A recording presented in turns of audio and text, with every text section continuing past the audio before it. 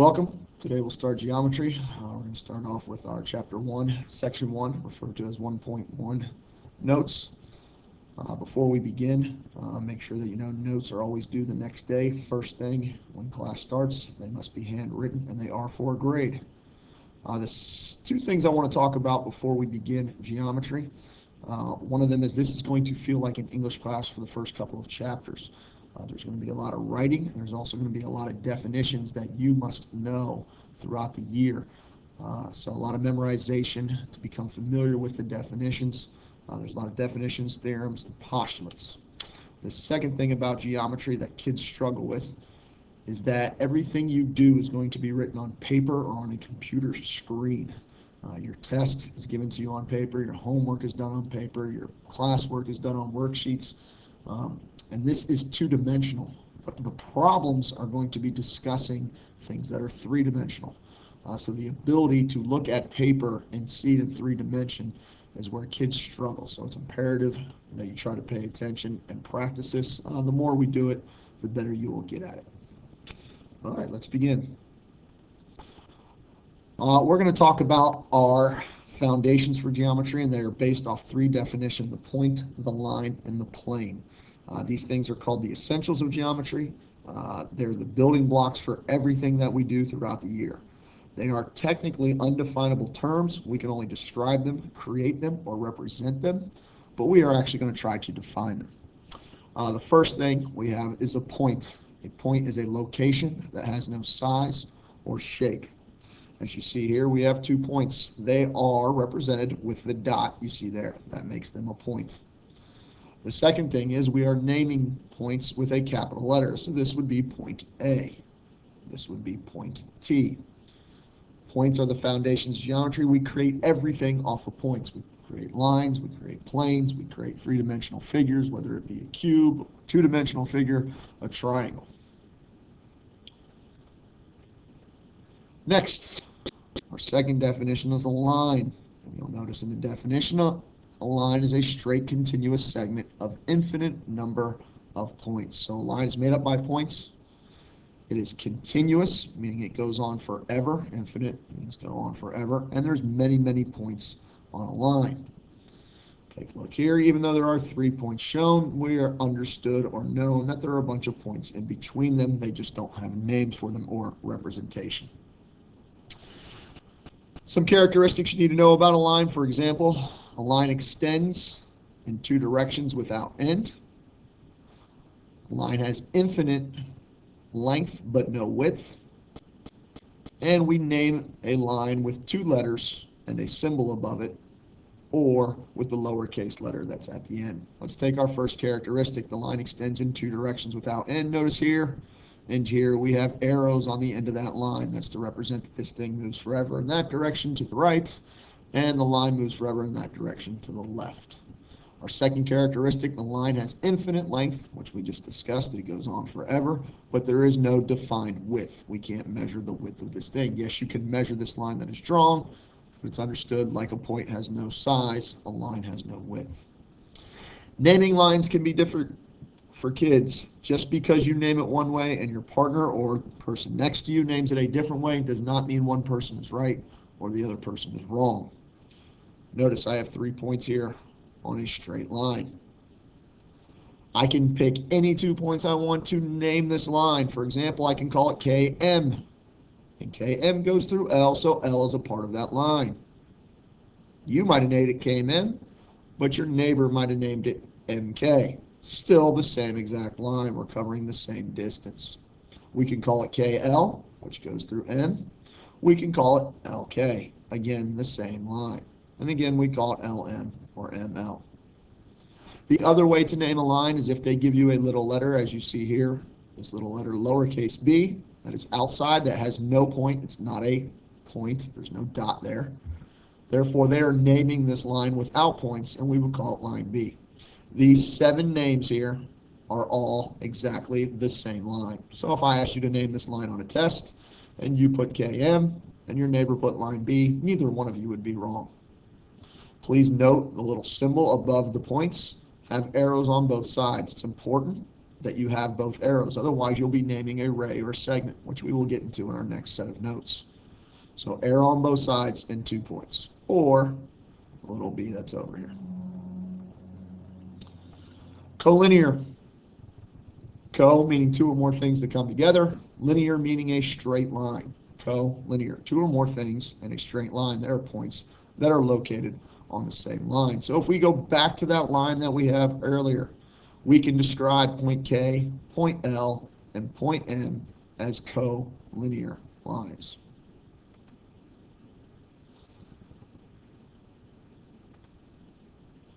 On your own sheet of paper or in your head, actually on your own sheet of paper because you need to practice writing the symbols, identify this line right here.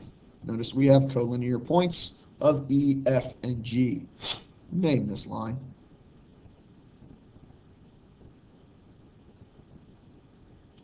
Again, there are many different ways to name a line. We have 3 points given to us, and we can use any one of those 3 points. These should be your 6 possible answers. I've made a mistake here. I have FE listed twice. One of them should say EF. So FE here, EF here. These are the 6 different possible answers. Again, it does not matter which one you give, and you only need to give one of them. All right, before we begin talking about a plane, we talked about collinear. Collinear, 2 or more things. Linear, straight line. Collinear means 2 or more things in a straight line. We're going to talk about non-collinear. Anytime you have 3 non-collinear points, they make up what we call a plane. A plane is a very abstract figure. It's a flat surface that is made up by 3 non-collinear points. Notice I have point A, point C, and point B, and they are not in a straight line. They are non-collinear. Therefore, they make up this plane. You'll notice this little lowercase t has no dot. It is not a point. We'll come back to that in a second. Characteristics of a plane. Plane extends in all directions, up, down, left, right, just like a line. Now that little letter down here, a plane can be named 2 different ways. It can be named by the 3 non-collinear points. As you see over here, I've named it plane ABC. Does not matter the order I put it in. Call it plane BAC or plane CAB. Or if they give me a little letter in the corner, I can also name it by that. As you see here, I've called it plane T. That's why that T is there to name the plane. I like to think of a plane as a thin sheet of paper that extends in all directions. This is how you're going to see it represented as a rectangle or parallelogram, however you want to say it, throughout most of the work in the first couple of sections that we do. Again, 3 non-collinear points to name a plane. You can have 4, you can have 5, but you only need 3. Cannot have 2 because 2 make a line.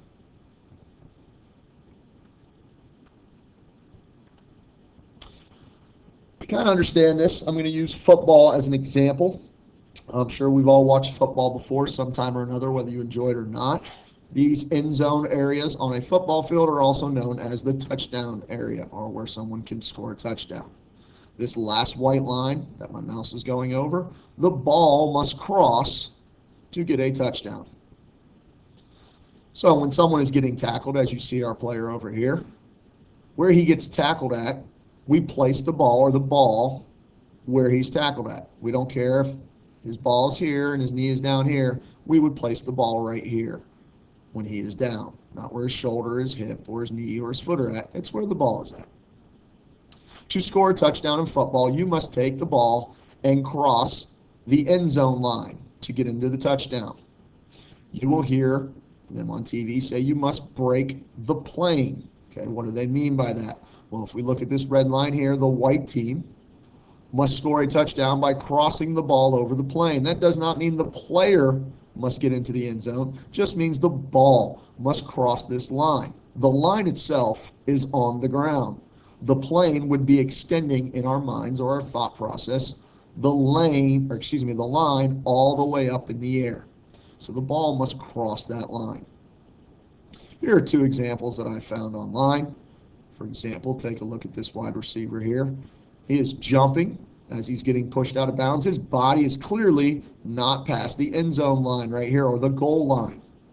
However, he has put the ball over the line and it has crossed the plane of the goal line. Because it crosses the plane, it is a touchdown.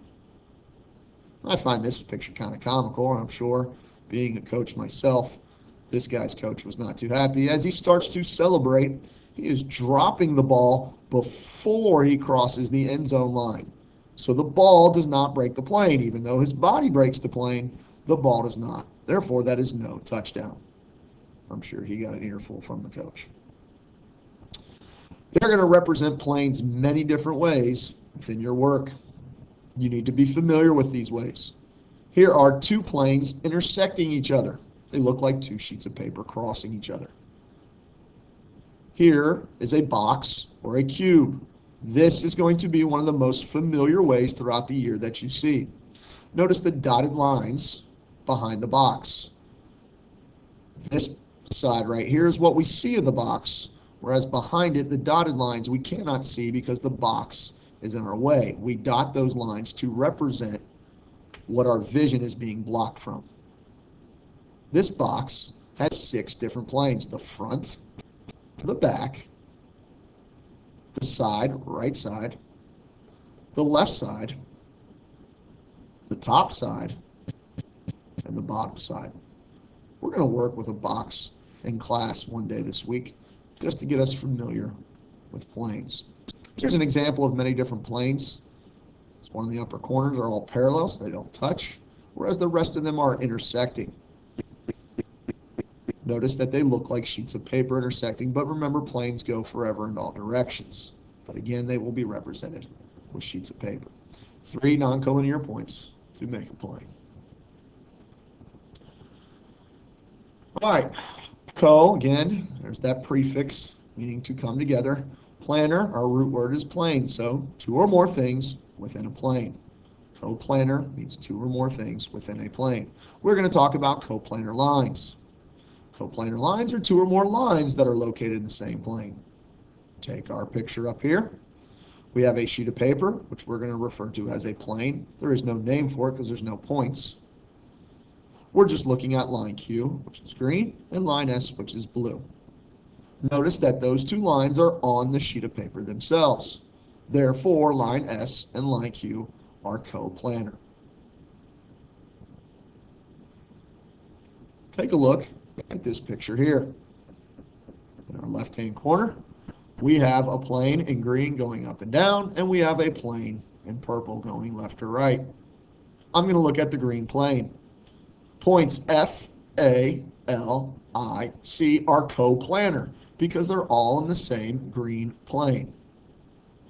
While points G, E, O, and B are in the purple plane, they are coplanar to each other. This original picture with line M going through the plane, and this picture here with this black line going through the gray plane, and our third picture with our plane here and line DF going through the plane are pictures that you need to be familiar with. They will come up quite a bit. Those lines is like sticking a pencil through a sheet of paper. That pencil is not in the plane, it's cutting through the plane, but it's not part of the plane. That's going to come up quite a bit. Now, look at this box in the bottom left-hand corner. The front of the box has line L and M. They are coplanar because they're in the same front of the box. Look at the right side of the box. That's shaded. Line Q and line P are on the right side of the box. They're in the same plane. They are coplanar. However, the 2 lines and the different sides of the box are not in the same plane. We would call them non-coplanar, just like we call it non-collinear. So line M and line Q are not in the same plane. They are non-coplanar. Line L and line P, they are not in the same plane. They are non-coplanar when I compare them to each other.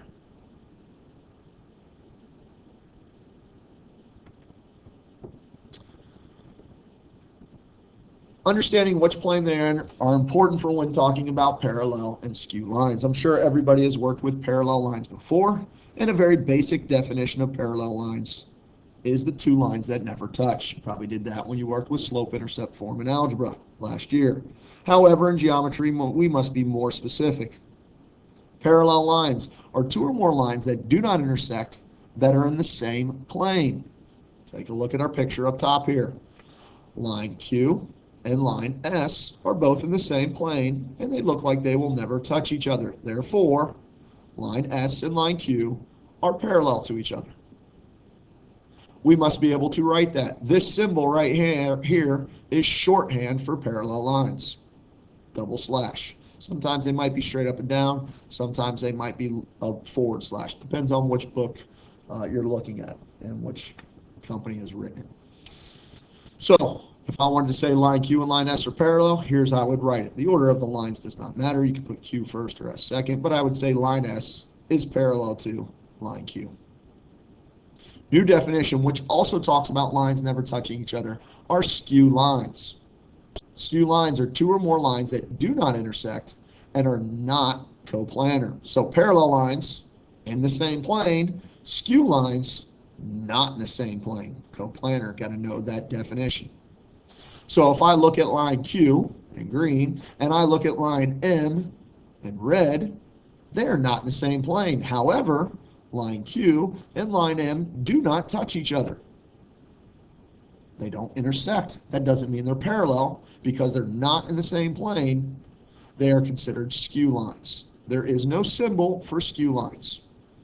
So I would say that line N is skewed to line Q.